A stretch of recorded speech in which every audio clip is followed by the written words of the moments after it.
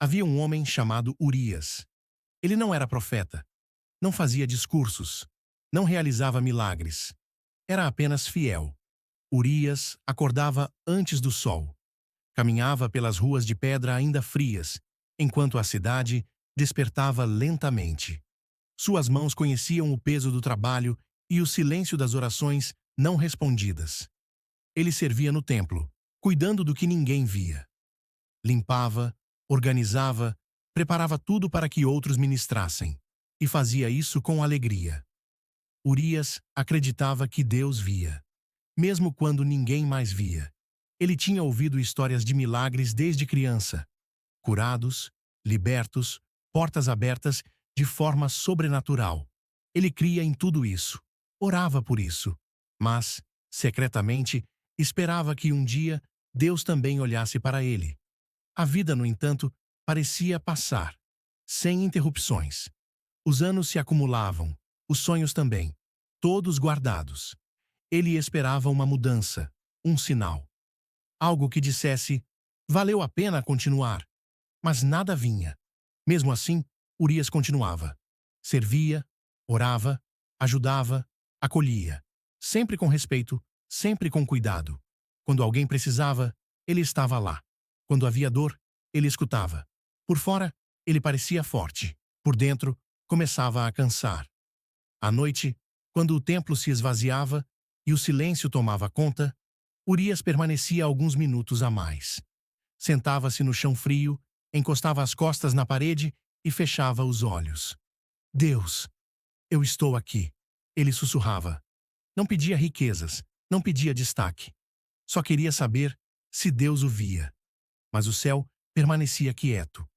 Os dias seguintes não trouxeram mudanças. Nenhuma porta se abriu. Nenhuma resposta veio. Pelo contrário, as dificuldades começaram a se acumular. Pequenas perdas. Desgastes silenciosos, um cansaço que não passava. E pela primeira vez, uma pergunta começou a crescer dentro dele. E se eu for fiel? E mesmo assim, nunca vir um milagre? Urias ainda não sabia. Mas aquela pergunta marcaria o início do maior teste de sua fé. Depois daquela noite, algo mudou dentro de Urias.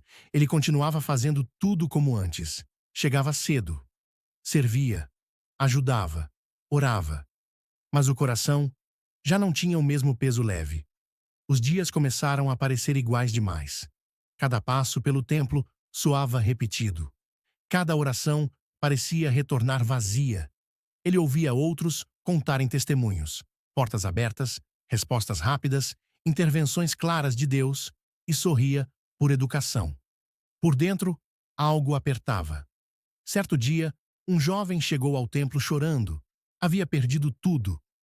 Urias o ouviu com atenção, colocou a mão sobre seu ombro e disse palavras que já havia repetido dezenas de vezes. Confia. Deus vê. Enquanto falava, sentiu o peso da própria frase. Será que vê mesmo? Naquela noite, Urias demorou mais para ir embora. Sentou-se novamente no chão frio. Olhou para o alto, onde tantas vezes esperou uma resposta. Eu continuei, pensou, mesmo cansado, mesmo sem entender. Mas o silêncio permaneceu. Com o tempo, as dificuldades aumentaram. O corpo sentia o desgaste. A falta de reconhecimento machucava mais do que ele admitia. Pessoas que começaram depois dele avançavam, eram vistas, eram lembradas. Ele permanecia invisível. Em algumas manhãs, levantar da cama exigia mais força do que trabalhar o dia inteiro. A fé não havia ido embora, mas estava cansada, muito cansada. Urias começou a se perguntar coisas que nunca ousara pensar. Será que fiz tudo errado? Será que a fidelidade não é suficiente? Será que Deus espera algo mais? Ou apenas espera que eu aguente? Ele não deixou de servir, mas passou a servir em silêncio, sem expectativa, sem esperança visível. E o mais perigoso não era a dor, era a sensação de que nada mudaria. Em uma noite especialmente longa, Urias se ajoelhou e tentou orar. As palavras não saíram, apenas lágrimas silenciosas. Não houve clamor, Não houve revolta. Apenas uma confissão íntima. Eu não sei até quando consigo continuar assim. Ele ainda estava ali, ainda fiel, mas pela primeira vez começou a temer que sua história terminasse sem resposta, sem milagre, sem explicação. E era exatamente nesse ponto que algo decisivo estava prestes a acontecer. Na manhã seguinte, Urias se levantou como sempre, sem força extra, sem resposta, sem sinal. Ele se vestiu, caminhou até o templo e começou mais um dia comum. Nada havia mudado. Nenhum milagre havia acontecido. Mas naquele dia, Urias tomou uma decisão silenciosa. Ele decidiu continuar. Não porque esperava algo, mas porque amar a Deus ainda fazia sentido. Os dias passaram. Depois, os anos. Urias envelheceu servindo, sempre presente, sempre fiel. E o milagre que ele tanto aguardou nunca veio. Nenhuma cura extraordinária, nenhuma porta sobrenatural, nenhuma resposta clara. Aos olhos de muitos, sua história parecia incompleta. Até que, numa tarde tranquila, Urias sentiu o corpo falhar.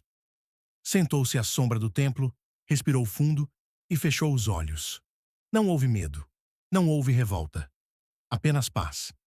Alguns jovens estavam por perto. Eles se aproximaram em silêncio. Sabiam quem ele era.